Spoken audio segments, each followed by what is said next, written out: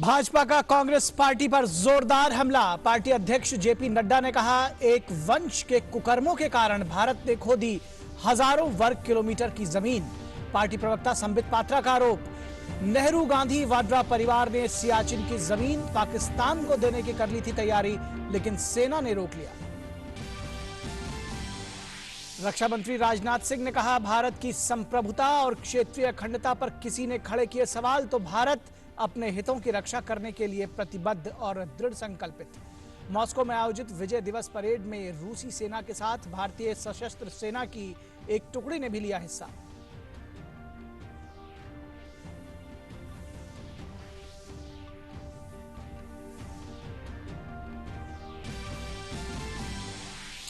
वास्तविक नियंत्रण रेखा पर सैन्य तैयारियों और जमीनी स्थिति की समीक्षा के लिए 2 दिन के लद्दाख दौरे पर सेना प्रमुख जनरल नरवणे आज पूर्वी लद्दाख क्षेत्र की अग्रिम चौकियों का कर रहे हैं निरीक्षण।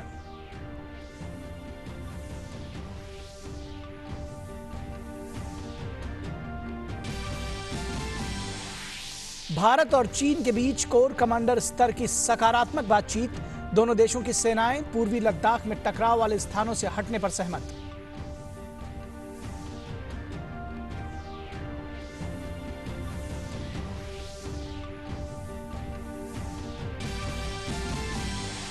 दिल्ली एनसीआर के कई हिस्सों में आज हुई बारिश, गर्मी और उमस से मिली राहत। कल दिल्ली और एनसीआर में मानसून आने की पूरी संभावना।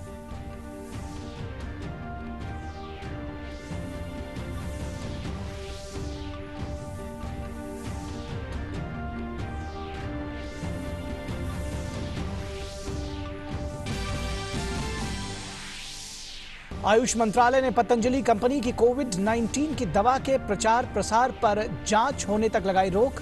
श्रीपद नाइक ने दवा इजाद करने पर जताई खुशी, लेकिन कहा, नियम के अनुसार पहले आना चाहिए था आयुष मंत्रालय।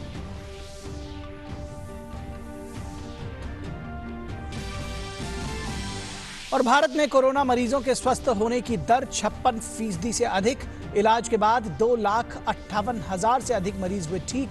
सक्रिय मामलों की संख्या 1,83,000। आईसीएमआर ने राज्य सरकारों, सार्वजनिक और प्राइवेट संस्थानों समेत अस्पतालों को टेस्टिंग बढ़ाने की दी सलाह।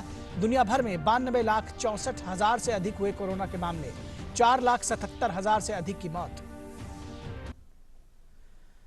नमस्कार, इस बुलेटिन में आप सभी का स्वागत है। मैं हूं निखिल सिंह और आइए देखते हैं खबरों को अब विस्तार से। बीजेपी अध्यक्ष जेपी नड्डा ने आज बिना नाम लिए कांग्रेस पार्टी पर जोरदार हमला किया है। उन्होंने एक के बाद एक कई ट्वीट्स करके एक वंशवादी परिवार और उसकी राजनीति को लेकर कई आरोप लगाए और उसकी विपक्ष की भूमिका पर भी सवाल उठाए। उन्होंने कहा है कि एक पार्टी को पूरा विपक्ष होने का भ्रम है।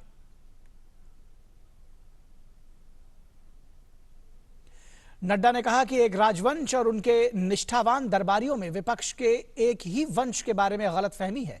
एक राजवंश षड्यंत्रों और अपने दरबारियों की मदद से फेक नैरेटिव रखता है। इसी कड़ी में ताजा है विपक्ष की ओर से सरकार से सवाल पूछना। भाजपा अध्यक्ष ने कहा कि विपक्ष को सवाल पूछने का अधिकार है। सर्वदलीय बैठक में स्वस्थ विचार विमर्श हुआ, जिसमें कई विपक्षी नेताओं ने अपने इनपुट्स दिए। उन्होंने आगे का रास्ता तय करने में भी केंद्र का पूरा समर्थन किया। केवल एक परिवार अपवाद था, क्या कोई अनुमान लगा सकता है कौन?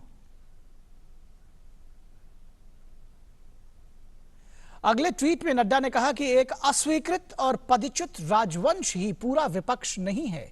एक राजवंश का हित ही भारत का हित नहीं है। आज देश एकजुट है और हमारे सशस्त्र बलों का समर्थन करता है। यह एकता और एकजुटता का समय है।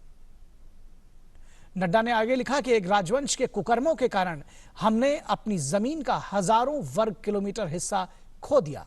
सियाचिन ग्लेशियर लगभग चला गया था और भी बहुत कुछ खो दिया और कोई आश्चर्य नहीं कि भारत ने उन्हें खारिज कर दिया। वहीं बीजेपी अध्यक्ष जेपी नड्डा के ट्वीट के बाद बीजेपी प्रवक्ता संबित पात्रा ने प्रेस कॉन्फ्रेंस करके गांधी नेहरू परिवार पर निशाना साधा। उन्होंने आरोप लगाया कि कांग्रेस ने सियाचिन की जमीन पाकिस्तान को देने की पूरी तैयारी कर ली थी, लेकिन सेना ने ऐसा नहीं होने दिया। उन्होंने पूछा कि चीन पर कांग्रेस का रवैया नरम क्यों है। सियाचिन को पाकिस्तान को देने की सारी बात तय हो चुकी थी, किंतु आज मैं इस प्लेटफॉर्म से आर्मी को साष्टांग प्रणाम करता हूं। भारतीय जनता पार्टी आर्मी को साष्टांग प्रणाम करती है कि डायनास्टी ने, मां बेटे ने, नेहरू गांधी वाड्रा परिवार ने यह तय कर लिया था कि सियाचिन की भूमि भी पाकिस्तान को दे दी जाए, किंतु आर्मी ने इंटरवीन किया, आर्मी ने गुहार लगाई, आर्मी ने इस पे ऑब्जेक्शन दिया और आर्मी के जनरल का नाम भी यहां मौजूद है, आर्मी चीफ जनरल जे सिंह। उनके कहने के पश्चात इस डील को स्क्रैप किया गया। उल्टी लटक गई थी कांग्रेस पार्टी की जमीन देना है। यह महानता है आर्मी की, यह महानता है आर्मी की कि आर्मी ने हमारे जमीन को बचाया। संबित पात्रा ने आरोप लगाया कि नेहरू गांधी परिवार ने जिस तरह चीन और पाकिस्तान को भारत के हिस्से की जमीन दी है, उसे देखकर यह कहा जा सकता है कि इस परिवार ने प्रॉपर्टी डीलर के रूप में काम किया है। They were behaving as property dealers. Let me not mince my words today to state that this particular royal dynasty clan, the Vadra clan, was behaving as a property dealer since inception of India, and the family was giving out land to China. ये जो परिवार है जिसको वाड्रा परिवार के नाम से आज जाना जाता है, शुरू से ही जब से भारतवर्ष आजाद हुआ है, इस परिवार ने एक प्रॉपर्टी डीलर के रूप में बिहेव किया है। इन्होंने हिंदुस्तान की जमीन को दूसरे देशों में बांटा है। 78,000 स्क्वायर किलोमीटर की जमीन इन्होंने चीन और पाकिस्तान को दिया है। संबित पात्रा ने कहा कि यह एक ऐसा राजवंश है जिसे लोग खारिज कर चुके हैं। ये एक ऐसी डायनास्टी है जो रिजेक्टेड हो चुकी है। देखिए, हिंदुस्तान आज एक लोकतंत्र है, परिवारशाही नहीं है। इस परिवार और इस परिवार के राज को, इस डायनास्टिक रूल को कहीं ना कहीं हिंदुस्तान की जनता ने रिजेक्ट कर दिया है, and they have been ejected. एक तरह से राजनीतिक पटल से इनको इजेक्ट कर दिया गया है, बाहर उनको फेंक दिया गया है। उसके बावजूद भी जिस प्रकार की ये राजनीति कर रहे हैं, जिनको मोदी जी ने बिल्कुल सही कहा था, ये जो शहंशाह है, ये जो क्लाउन प्रिंस हैं राहुल गांधी, ये जिस प्रकार की राजनीति कर रहे हैं, dynasties interest are not in India's interest. कहीं ना कहीं ऐसा लगता है ये जो नेहरू गांधी परिवार है, ये जो वाड्रा गांधी परिवार है, इस वाड्रा परिवार का इंटरेस्ट भारत के इंटरेस्ट के साथ मैच नहीं होता है। और रूस के 3 दिन के दौरे पर गए रक्षा मंत्री राजनाथ सिंह आज मॉस्को में आयोजित विजय दिवस परेड में शामिल हुए। दरअसल द्वितीय विश्व युद्ध में रूस और मित्र देशों के विजय प्राप्त करने की 75वीं वर्षगांठ के मौके पर मॉस्को में विजय परेड आयोजित की गई थी, जिसके लिए रक्षा मंत्री राजनाथ सिंह को रूस की ओर से निमंत्रण मिला था। इस परेड में भारतीय सशस्त्र सेना के 75 सदस्यों ने भी रूसी सेना के साथ प्रदर्शन किया। परेड में भारतीय दस्ते का नेतृत्व सिख लाइट इन्फेंट्री रेजिमेंट के मेजर रैंक के एक अधिकारी ने किया। इस रेजिमेंट ने द्वितीय विश्व युद्ध में वीरतापूर्वक हिस्सा लिया था।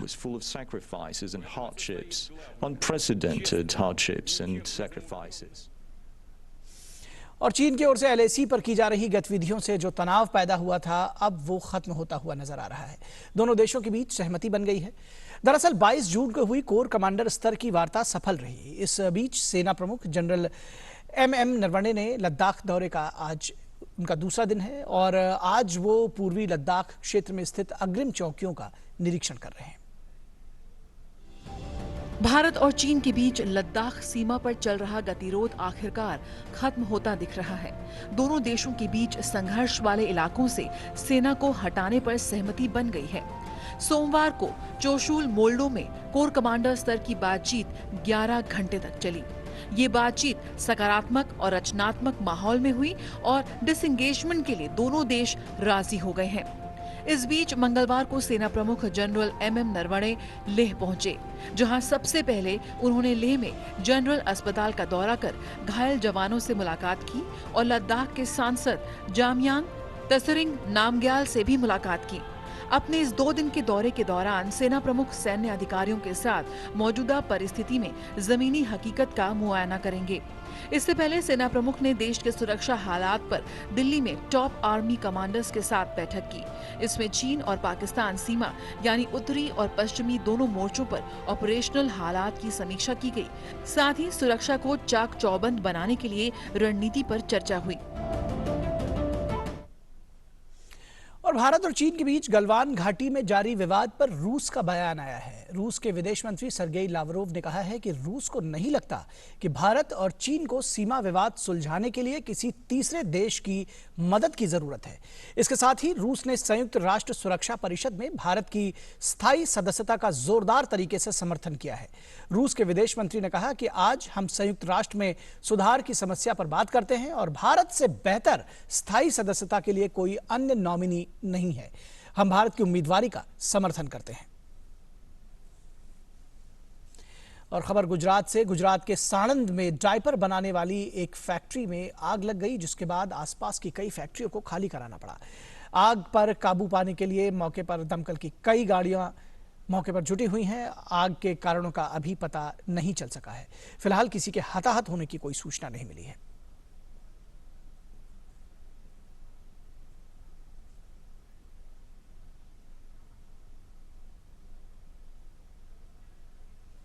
शॉर्ट सर्किट के द्वारा जो बच्चों को डायपर बनाते रहे थे, वो उस कंपनी में जो कॉटन का मटेरियल था, इसमें आग लगी थी।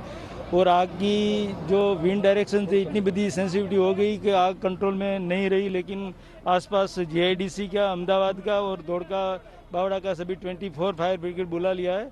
कोई जाना नहीं है, कैजुअली नहीं है। अभी तो जो आग की फैक्ट्री बहुत बड़ी है, इसलिए आग की 3-4 घंटे तो लगेंगे। और गुजरात के साणंद में डायपर बनाने वाली एक फैक्ट्री में आग लग गई, जिसके बारे में हमने आपको बताया। और उसके बाद उसके आसपास की फैक्ट्रियों को खाली कराया गया। आग पर काबू पाने के लिए मौके पर दमकल की कई गाड़ियां काम कर रहे हैं। अभी अधिकारी का बयान आपने सुना। उन्होंने कहा कि चूंकि आग इतनी बड़ी है, इसलिए उसको खाली कराने के लिए कम से कम 3-4 घंटे लगेंगे उसको बुझाने में। और खबर मौसम विभाग से। मौसम विभाग के अनुसार अगले 24 घंटों के दौरान दिल्ली के साथ पश्चिमी उत्तर प्रदेश और पंजाब में मानसून के दस्तक देने की पूरी संभावना है। इससे पहले आज दिल्ली और एनसीआर के कुछ हिस्सों में बारिश हुई। आज सुबह से ही दिल्ली और गाजियाबाद समेत एनसीआर के कुछ इलाकों में बारिश का मौसम नजर आ रहा था, जिसके कारण आज तापमान में गिरावट दर्ज की गई है।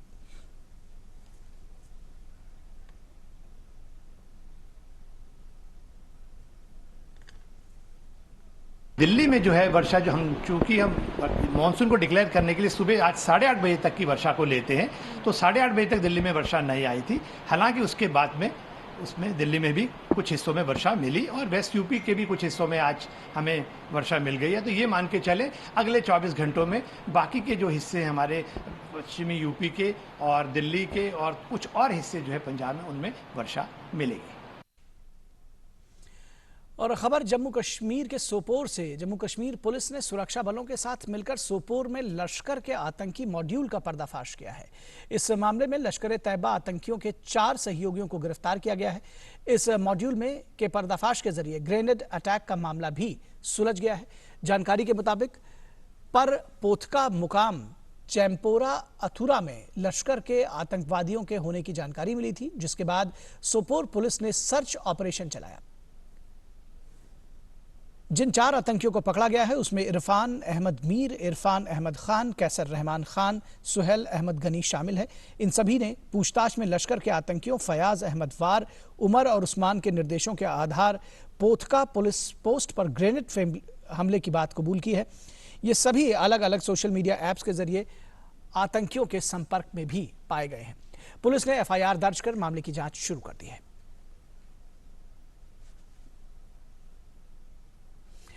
और राजस्थान, गुजरात और मध्य प्रदेश में मुख्य रूप से टिड्डी नियंत्रण अभियान जोरों पर है। टिड्डी सर्कल कार्यालयों द्वारा 62 स्प्रे उपकरणों का उपयोग किया जा रहा है, जबकि सर्वेक्षण और नियंत्रण कार्य के लिए टिड्डी चेतावनी संगठन के 200 कर्मचारियों को तैनात किया गया है। इसके अलावा और भी कई तैयारियां मुकम्मल की गई हैं। देखिए ये खास रिपोर्ट। टिड्डी चेतावनी संगठन जोधपुर के अधीनस्थ कार्यालयों द्वारा राजस्थान, मध्य प्रदेश और उत्तर प्रदेश के 9 जिलों में 21 स्थानों पर टिड्डी नियंत्रण का काम किया गया है। इस दौरान 18 टिड्डी चेतावनी संगठनों के वाहन, 6 ड्रोन, 95 ट्रैक्टर और 5 दमकल का प्रयोग किया गया है। केंद्र सरकार द्वारा टिड्डी नियंत्रण के लिए ड्रोन द्वारा रासायनिक कीटनाशकों के छिड़काव की विशेष अनुमति दी गई है। वहीं प्रशासन की ओर से प्रभावी कार्य योजना के अनुरूप टिड्डी नियंत्रण गतिविधियों के क्रियान्वयन के निर्देश दिए गए हैं। टिड्डी नियंत्रण अभियान के तहत 200 से अधिक अधिकारी पूरे क्षेत्र में तैनात किए गए हैं। जो इसका प्रभाव है उसको कम से कम रखा जा रहा है राज्य सरकार, केंद्र सरकार, सब लोग मिल के हमारे लगभग 200 से अधिक अधिकारी अभी पूरे क्षेत्र में लगे हुए हैं। कोविड की चुनौती है, उसके साथ साथ ये भी एक बहुत बड़ी चुनौती है, तो उसको भी लेके दोनों व्यवस्थाओं में भी इसको हम लोग पूरी तरह से नियंत्रित करने का प्रयास कर रहे हैं। और इसमें हम लोग को किसानों का भी बहुत सहयोग मिल रहा है, अवेयरनेस भी बढ़ी है लोगों में, और इस बीच में जो प्रशिक्षण, ओरिएंटेशन, ये सब की भी कार्रवाई की गई है। बाड़मेर में कृषि विभाग के उप निदेशक JR भाखर ने बताया कि जिले में अब तक 23,950 हेक्टेयर में टिड्डी नियंत्रण किया जा चुका है। उन्होंने बताया कि टिड्डी नियंत्रण के लिए स्प्रे मशीन और ड्रोन की भी व्यवस्था की जा रही है। अब तक बाड़मेर जिले में 23,950 हेक्टेयर में नियंत्रण कार्य किया जा चुका है और 9 के करीब नियंत्रण वाहन पहले उपलब्ध थे। अभी नए 5 नियंत्रण वाहन अलवा मास लग के उपलब्ध हो गए हैं। 3 ड्रोन भी उपयोग कर रहे हैं। इसके साथ साथ ट्रैक्टर माउंटेड स्प्रेयर भी अपन उपयोग कर रहे हैं। वहीं गांव के सरपंच और किसानों ने टिड्डियों को नियंत्रित करने के लिए प्रशासन के द्वारा उठाए गए कदमों की सराहना की है। सूचना के द्वारा जो अधिकारियों ने बहुत रात को 10 बजे ये 5 तो ड्रोन, ट्रैक्टर, 5 मशीनें, जितने भी साधन थे वो सारे साधन रात को 10 बजे उपलब्ध हो गए और इन अधिकारियों ने बड़ी मेहनत के साथ इन टिड्डियों पर छिड़काव किया। अभी हमने मूंगफली के फसल की बिजाई की है, लेकिन जैसे ही फसल उगने वाली थी कि टिड्डियों का हमला हो गया। अगर ये टिड्डी हम समय पर काबू नहीं करते तो ये पूरी फसल को चौपट कर देते। प्रशासन का हमारे साथ बहुत अच्छा सहयोग रहा। सोमवार को 60 अतिरिक्त स्प्रेयर के आपूर्ति योजना के विवरण पर चर्चा करने के लिए MS माइक्रोन UK और भारतीय उच्चायोग के प्रतिनिधियों के बीच बातचीत हुई। इनमें से अभी तक 15 उपकरण प्राप्त किए जा चुके हैं और उन्हें टिड्डी नियंत्रण अभियान में तैनात किया गया है। भारत सरकार ने UK स्थित कंपनी से हवाई स्प्रे क्षमताओं के लिए GPS ट्रैकर्स के साथ 5 CD एटमाइजर किट का आपूर्ति आदेश भी जारी किया है। इन किटों को भारतीय वायुसेना के हेलीकॉप्टरों में फिट किया जाएगा और रेगिस्तान के नियंत्रण के लिए हवाई संचालन के लिए उपयोग किया जाएगा। ब्यूरो इनपुट के साथ अजय विक्रम सिंह और धर्मेश भारती की रिपोर्ट, DD न्यूज। और पतंजलि कंपनी की ओर से कोविड-19 की दवा बनाने के दावों के बीच आयुष मंत्रालय ने उसके प्रचार प्रसार पर रोक लगा दी है और जानकारी मांगी है। आयुष मंत्री श्रीपद नायक ने कहा है कि दवा का ऐलान मंत्रालय की अनुमति के लिए बिना नहीं किया जा सकता, लिहाजा आयुष मंत्रालय की ओर से नोटिस जारी कर कंपनी से जवाब मांगा गया है। कोई भी व्यक्ति मेडिसिन का वो साइंटिफिक वैलिडेशन कर सकता है अपने अपने हॉस्पिटल में या अपने अपने कहाँ, और इसके बाद में वो सब डिटेल जो है तो आयुष मंत्रालय को भेजना पड़ेगा कंफर्मेशन के लिए। ये तो रूल था। इसी के मुताबिक हाँ, बहुत खुशी की बात है, नया मेडिसिन उन्होंने तैयार किया है और जो तैयार किया है वो आयुष के पास आना चाहिए। इसके पहले किसी ने उसका एडवर्टाइजमेंट नहीं करना चाहिए, हमारी बात है। इसलिए हमको कहा कि आपका जो कुछ आपने किया है वो पेपर यहाँ भेज दो, वो हम आपको कंफर्म करके उसके आगे विचार करेंगे, दे देंगे। ये तो रूल है। और देश में कोरोना के बढ़ते मामलों के बीच भारतीय चिकित्सा अनुसंधान परिषद ने टेस्टिंग की संख्या बढ़ाने के निर्देश दिए हैं। ICMR ने सभी संबंधित राज्य सरकारों, सार्वजनिक और निजी संस्थानों और अस्पतालों को कोविड-19 की जांच को बढ़ाने के लिए आवश्यक कदम उठाने की सलाह दी है। ICMR ने कहा है कि जांच बढ़ाने के लिए real time RT-PCR, rapid antigen testing और एंटीबॉडी टेस्टिंग जैसे विभिन्न परीक्षणों के संयोजन को लागू किया जा सकता है। ICMR ने कहा कि कोरोना वायरस के प्रसार को रोकने और लोगों की जान बचाने के लिए जांच करना, संक्रमण का पता लगाना और उपचार ही एकमात्र उपाय है। इसलिए देश भर में संक्रमण के लक्षणों वाले सभी लोगों को जांच की सुविधा उपलब्ध करानी चाहिए। इसके साथ ही कोरोना के संक्रमण को नियंत्रित करने के लिए कॉन्टैक्ट ट्रेसिंग का तंत्र भी मजबूत करना होगा। ICMR ने बताया कि कोरोना संक्रमण की जांच के लिए इस समय देश भर में 1000 प्रयोगशालाएं चालू हालत में हैं। इसमें से 730 सरकारी और 270 निजी जांच केंद्र हैं। इन सभी लैब्स में अब तक 71 लाख से अधिक नमूनों की जांच हो चुकी है।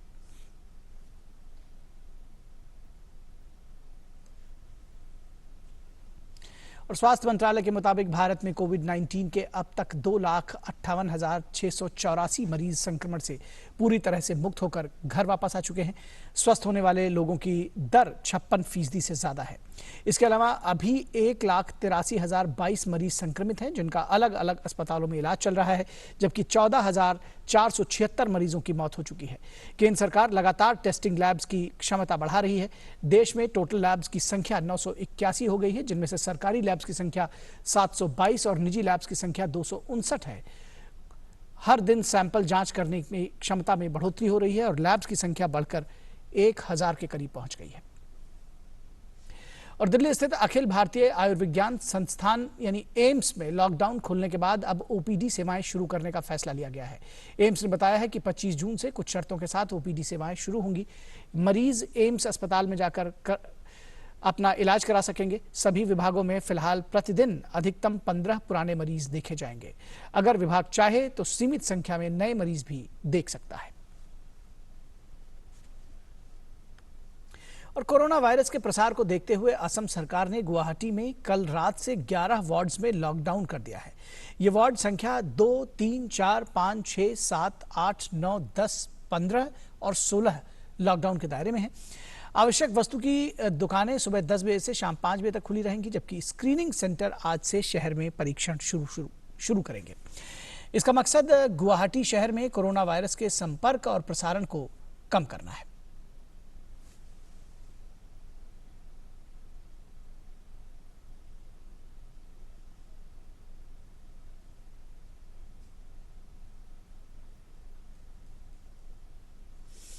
और दुनिया के नंबर 1 टेनिस खिलाड़ी नोवाक जोकोविच कोरोना पॉजिटिव पाए गए हैं। जोकोविच ने बेलग्रेड पहुंचने के बाद परिवार के साथ सोमवार को कोविड-19 टेस्ट करवाया था। जोकोविच के साथ साथ उनकी पत्नी भी कोरोना पॉजिटिव मिली है। राहत की बात यह है कि उनके बच्चे इस महामारी का शिकार नहीं हो पाए। जोकोविच ने हाल ही में सर्बिया और क्रोएशिया में प्रदर्शनी प्रतियोगिता का आयोजन करवाया था, जहां कई खिलाड़ी कोरोना संक्रमित मिले थे, जिसके बाद एहतियातन उन्होंने अपनी जांच कराई थी। और अगले साल 17 फरवरी से 7 मार्च तक भारत में होने वाले 2021 फीफा अंडर 17 महिला विश्व कप फुटबॉल का नया कार्यक्रम जारी कर दिया गया है। पहली बार प्रतियोगिता में शिरकत कर रही भारतीय टीम अपने सभी ग्रुप स्टेज मैचेस 17, 20 और 23 फरवरी को गुवाहाटी में खेलेगी। इसका आयोजन नवंबर 2020 में किया जाना था, लेकिन कोरोना वायरस की महामारी की वजह से आयोजन टाल दिया गया था।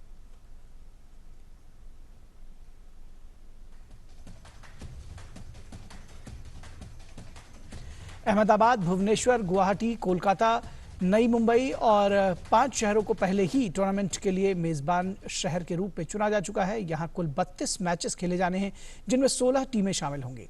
टूर्नामेंट का क्वार्टर फाइनल अहमदाबाद, नवी मुंबई, भुवनेश्वर और कोलकाता में 27-28 फरवरी को खेले जाएंगे।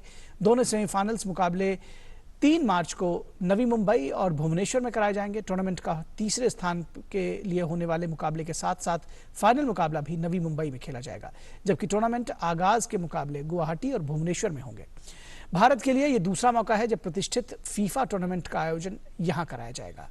इससे पहले 2017 में फीफा अंडर 17 पुरुष विश्व कप फुटबॉल का आयोजन किया गया था।